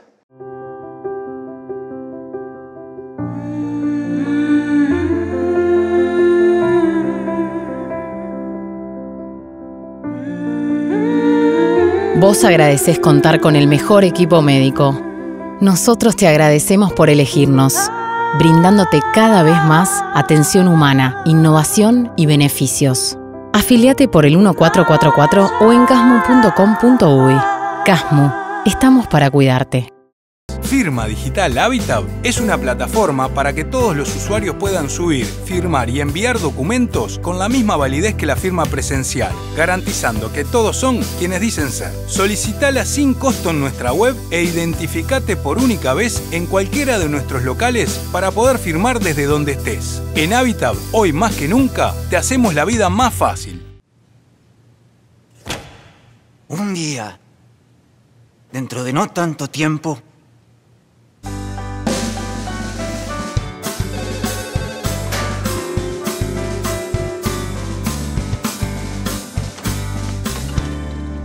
no te pido nada, si no te pido nada. Si no te pido, ¿sabes por qué? Yo sé bien que no queda más nada. Y no me voy a quedar alucinando tal vez que tú regreses. Estoy de acuerdo con vos que todo tiene el final que se merece. Yo sé que mi tiempo es hoy, como dice mi analista, que no vale proyectar mi culpa hacia los demás, no hay que ser tan pesimista. Un día, dentro de no tanto tiempo, volveremos a vivir como queremos. Y para que eso pase, cuidémonos más que nunca. ANCAP hace todos los meses un aporte directo para que el supergas sea el más barato de la región. Eso no es despilfarro, ni sobrecostos, ni mucho menos ineficiencia. Si ANCAP deja de hacer ese aporte directo a cientos de miles de familias uruguayas, el precio del gas se duplicará. no dejes que apaguen tu llama. Votá sí para anular 135 artículos de la LUC. Federación ANCAP. No voy a dejar que privatices la escuela donde van mis hijos, ni que un político decida más sobre su educación que su maestra. Defendamos la educación pública. Digamos sí.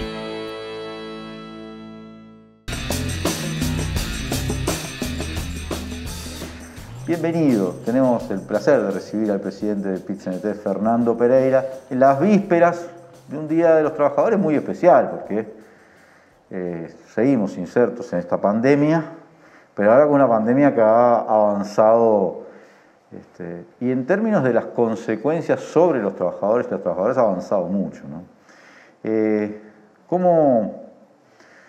¿Cómo reciben los trabajadores este 1 de mayo? Bueno, ha sido un año muy duro, ¿no? A veces los números disimulan los dolores. Si uno piensa que 100.000 uruguayos cayeron por debajo de la línea de la pobreza y 35.000 de ellos son niñas y niños, que muchos de ellos van a tener problemas de talla, de peso y de tamaño y que hipotecan el futuro a muy temprana edad, deberíamos poder imaginarnos las caras de nuestros hijos, ¿no? Y no colocarlo como un número estadístico del aumento de la pobreza, sino como una cara específica que va a tener hipotecada buena parte de su futuro por no poder acceder a los alimentos necesarios o a los servicios públicos necesarios o a la educación necesaria o a tener un libro o sencillamente a que alguien te lea un libro antes de irte a dormir, eso que tanto nos transformó a muchos. Entonces ahí hay una circunstancia ultra dolorosa. Si uno piensa que 60.000 uruguayos perdieron su empleo en un año, y eso significaría 7 plantas UPM2. Imaginemos si el anuncio que hubiera que hacer es bien inversiones para construir 7 distintos instrumentos productivos que van a generar cada uno entre 7 y 8.000 puestos de trabajo. Sería una fiesta nacional. Esas personas quedaron sin trabajo. Hay una cantidad de miles y miles de empresas pequeñas y medianas que de un día para otro les desapareció su empleo. Solo voy a mencionar algunos, siendo muy injusto. El que tiene una cantina en un liceo, el que tiene una camioneta escolar, el que tiene una pequeña peluquería y la gente asustada con estos tiempos de pandemia no va, o va muy poco, o va menos. O sencillamente los que se dedican a la actividad turística, y este año casi no hubo esa actividad, sobre todo para los que se dedican al turismo de alto poder adquisitivo. Y así empezás a ver que hay 350.000 uruguayos que se han quedado sin ingresos. ¿Y cuáles han sido las respuestas? ¿Han existido respuestas? Sí, han existido, muy débiles. Yo diría que la más fuerte es el Estado fuerte que tenemos. La protección social a través de los seguros de paro, la flexibilidad de los seguros de paro, haber ampliado la posibilidad del ministro hasta 21 meses para con solo firma del ministro extender los seguros de paro, ahora la flexibilidad para los trabajadores de un mes, pero luego para estos 350.000 uruguayos las respuestas son muy escasas. a 20.500 personas se le va a dar unos 7.500 pesos por mes, 8.000 de ellos trabajadores informales, 12.500 de ellos monotributistas, y los jornales solidarios, que parece lo más interesante en el sentido de que va a haber una oportunidad de trabajo por algunos meses que puede hacerle pasar la pandemia a esas personas, y al mismo tiempo nosotros decimos, aprovechemos que están en un lugar de trabajo, lo planteó Julio Perdigón en el INEFOP, para darle cursos de capacitación para que este proceso de los jornales solidarios al mismo tiempo le den nuevas competencias para el futuro mundo del trabajo o para el futuro puesto de trabajo que van a aspirar. Pero luego al resto de la sociedad, ¿cómo se está alimentando? ¿Cómo es posible que un país que produce para 30 millones no pueda satisfacer las necesidades alimenticias de 3 millones? ¿Cómo es posible, como mínimo, que no grabemos a los sectores que planteaba el entrevistado anterior, mi amigo del frigorífico Sofrica? No son todos perdedores. Raúl lo decía bien, no perdieron todos durante la pandemia. Desde el punto de vista sanitario, sí. Desde el punto de vista económico, hay sectores que han tenido alta renta en esta pandemia. ¿Cómo es posible que esos sectores que han tenido alta renta no coloquen parte de sus recursos para el fondo COVID y ese fondo COVID esté en territorio dando ayuda para que la gente no tenga que comer en una olla popular? Porque cuidado cuando nos acostumbramos a mostrar la cara bonita de la olla popular, que es muy bonita, que la solidaridad del vecino, del club deportivo, del sindicato, del compañero de la vuelta, que se juntan, prenden fuego, cocinan para 400 personas. Pero la cara desgarradora es que hay niños haciendo cola para comer, que hay gente haciendo cola para comer, y que en mi país, nuestro país no quisiera ver gente haciendo cola para comer. Quisiera que todas las personas pudieran cocinarse en su casa, aún con algunas carencias, para poder construir eso tan bonito que el hogar construye, el olor a comida, el conversar. No hay nada que construya más núcleo familiar que ese momento de la cocinada y de la conversada y de ver qué cosas vienen. Entonces, claro que es un año muy triste, es desolador en muchos aspectos. Uno ve personas por 18 de julio, yo estoy recolectando firmas prácticamente todos los días en Plaza Libertad, y ve personas que están muy perdidas, que no encuentran soluciones a sus problemas, que no están pudiendo pagar su pensión, que no están pudiendo alimentarse, que no encuentran respuestas estatales y que al mismo tiempo tienen el mismo miedo que cualquiera de nosotros tiene de contagiarse de COVID. Entonces, estamos en una circunstancia sanitaria muy grave y el gobierno no ha tomado las medidas que le recomendó el Gacha. Y blindar abril. Entonces, cuando nos dicen, en 2021 el gobierno tomó las mismas decisiones que en el 2020, yo digo, no es verdad. En 2020, a mí me dijeron, se prohíben los espectáculos públicos, se cierra la educación, se cierran los shopping, no hay actividad deportiva, se genera un hashtag que es quédate en tu casa. Y Montevideo y las ciudades del interior eran un desierto.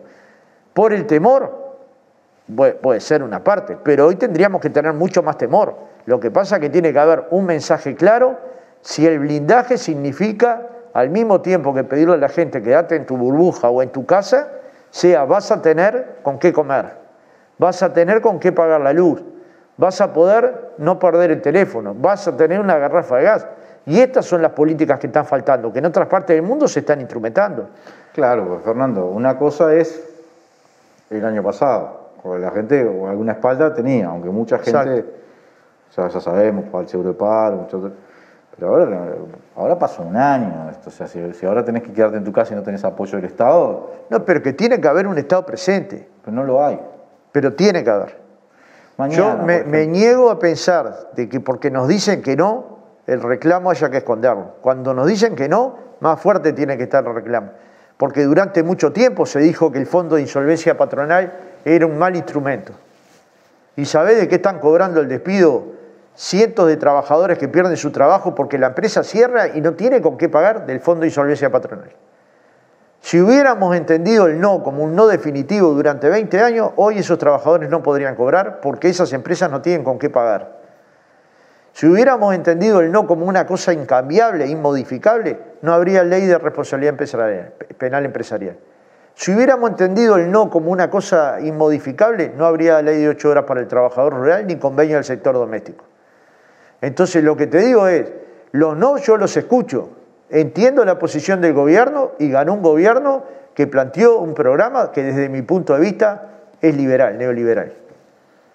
Pero lo que no está tomando en cuenta es que estamos en tiempo de pandemia y que una política que estaba pensada para un tiempo de relativa normalidad, aunque a mí no me gustara, como lo manifesté antes, durante y después de la elección, no es aplicable a este momento de la crisis sanitaria. Porque si se aplican como se está aplicando hoy, se va a pagar como se está pagando. 100.000 pobres, 60.000 puestos de trabajo, 35.000 niños por debajo de la línea de la pobreza y datos muy duros sobre lo que está pasando intrahogar, de lo que muy poco se habla porque la pandemia logra tapar todo. Pero ya vimos casos enormes de denuncia de violencia doméstica, ya hemos visto una cantidad de complejidades que se están armando en nuestras familias, en nuestros hogares, en nuestros lugares de trabajo. Ya vemos la persecución al presidente Sofrica y a los 14 profesores de San José. Hasta ahora nadie sensatamente me ha podido decir por qué a 14 profesores que se sacaron una foto con un no a la reforma dentro de un liceo sin estudiantes, se les hace un sumario con separación del cargo de 6 meses y con medios saberes, que es la investigación más larga y en la que se presume un delito importante o una falta administrativa importante. ¿Y cuál es la falta administrativa importante? 2 meses y todavía no los han llevado a declarar, no los han llamado a declarar. Y de vuelta voy a decir lo que dije en San José, esos trabajadores no están solos. Nosotros tendremos menos herramientas que las que tenemos cuando estamos en normalidad, pero si van a atacar a 14 profesores que tienen alta calificación, respeto profesional, alta estima en la ciudad, nosotros callados ni quietos no nos vamos a quedar. Tiene que tener claro el gobierno uruguayo que no vale cualquier tipo de medidas en cualquier circunstancia. Fernando, mañana, porque se está planificando un 1 de mayo muy especial, ¿no? Un poco por la pandemia, pero también, un poco no, en el marco de esta situación de pandemia, pero también es un 1 de mayo donde los trabajadores van a tratar de dar un gran impulso a la campaña de recolección de firmas para llevar a referéndum a la ley de urgente consideración. ¿Cómo viene esa campaña y qué es lo que mañana pretenden hacer? Bueno, lo primero es que las firmas están. Las encuestas nos muestran números de que vamos a llegar a las firmas si somos capaces de salir a golpear las puertas de nuestros vecinos. Y mañana, más de 10.000 trabajadores vamos a salir a golpear en cada barrio, en cada ciudad, en cada localidad, en cada pueblo, intentando juntar al final de la jornada un número importante de decenas de miles de firmas. Y probablemente el anuncio que se haga sobre la noche sorprenda a propios y ajenos, porque estamos trabajando intensamente para que mañana sea una gran jornada. Por un lado, para juntar firmas para el referéndum, y con eso, y ahí hemos distribuido más de 10.000 kits para que los compañeros salgan a juntar puerta por puerta, tengan los volantes, están muy preparados para defender por qué de alguna manera atacamos 135 artículos de la ley y queremos que el pueblo decida, pero al mismo tiempo vamos a hacer una recolección masiva de alimentos para contribuir con la red de ollas populares, porque por un lado está la lucha, y esto de la LUC es parte de la lucha, pero por otro lado, y con las mismas ganas, la solidaridad con los que la están pasando mal. Y la solidaridad con la que la están pasando mal hoy es ayudar financieramente y con alimentos a las ollas populares que sustentan la alimentación de varios miles de compatriotas, sobre todo los que están en la más alta penuria. Y en la tarde, sobre las 3 de la tarde, vamos a ir a 60 puntos en Montevideo y como 70 en el interior, a recoger firmas allí donde la gente va a tomar sol, donde va a tomar aire, y pensamos que al final de la jornada vamos a tener miles de kilos de alimentos y decenas de miles de firmas. Si esto sale así, habremos tenido un gran 1 de mayo, diferente a los otros. A todos nosotros nos duele, y seguramente a todos los que estamos acá en el estudio, no tener un acto como ese que se ve en la pantalla, no poder abrazar al compañero que tanto queremos, con el que tanto hemos luchado, con el que tantas veces hemos discutido y hemos acordado. Pero en la tardecita, sobre las 18:45, va a haber una conferencia de prensa en Sala Camacuá. Precisamente ahí va a cantar Majo Hernández, una canción en homenaje a los niños de la pandemia, que han mandado a la central sindical una cantidad enorme de dibujos de hijos de trabajadores, conmovedores, y van a hablar por primera vez en la historia de un acto de 1 de mayo 2 compañeras trabajadoras, Tamara García, que es trabajadora tercerizada de OCE, miembro de FUESIS y miembro del secretariado del PCNT, y Flor de Feijó, que es trabajadora de la aguja, un sector enormemente castigado que ha buscado diversas vías de salida, y esas voces femeninas van a ser las voces de defensa de la salud, del trabajo, de los derechos, y va a haber un conjunto de propuestas vinculadas a dónde puede el gobierno sacar el dinero para ayudar a las personas, para contribuir a las personas que están en peor condición. Y después al otro día, el domingo o el lunes, se podrá discutir si las propuestas son buenas o malas, pero lo que no se va a poder decir es no hubo propuestas. Sobre este punto, quiero hacer una pregunta como para ir redondeando, pero sobre este punto, de dónde puede el gobierno sacar recursos para, bueno, a ayudar a la población en la estatura, surgen novedades cada vez más curiosas, si querés, del mundo, ¿no? Por ejemplo, el discurso de Joe Biden, ¿no? A hablar el presidente de los Estados Unidos, planteando que los súper ricos tienen que aportar, avances en Chile, por ejemplo, ¿no? Que hay un gobierno muy de derecha, muy liberal, pero lo cierto es que se avanza en el gravamen sobre los súper ricos también en la Argentina. Acá la calle Pou, el gobierno uruguayo está, digamos, manteniéndose en una posición que ya no tiene muchos adeptos en el mundo, ni siquiera en los países centrales, ¿no? Ni en los organismos multilaterales de crédito.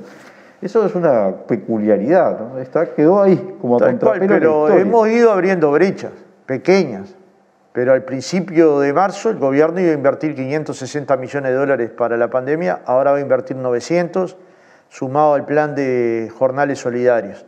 Los partidos que componen el gobierno siguen reclamando ahora blindar mayo. Que mayo no se blinda diciéndole a los ciudadanos tengan más cuidado, porque pregúntenle a los compañeros cómo van a trabajar los frigoríficos. Yo lo dije el otro día en el programa Polémica en el Bar y me dijeron, no, eso no puede ser así. ¿Cómo no puede ser así? Averígüenme, y si estoy difamando a alguien, alguien me demandará. Los protocolos están para cuidar. Cumplir un protocolo no es una responsabilidad del trabajador, que también la puede ser, es una responsabilidad del empleador. Y el propio Ministerio de Trabajo dijo en su momento que 50% de las empresas no estaban cumpliendo el protocolo. Esos son nuestras vidas. Entonces, cuidado, porque nosotros tenemos que poder generar las condiciones para que el gobierno cambie su posición original. Y las perillas estarán muy bien, pero están desbalanceadas.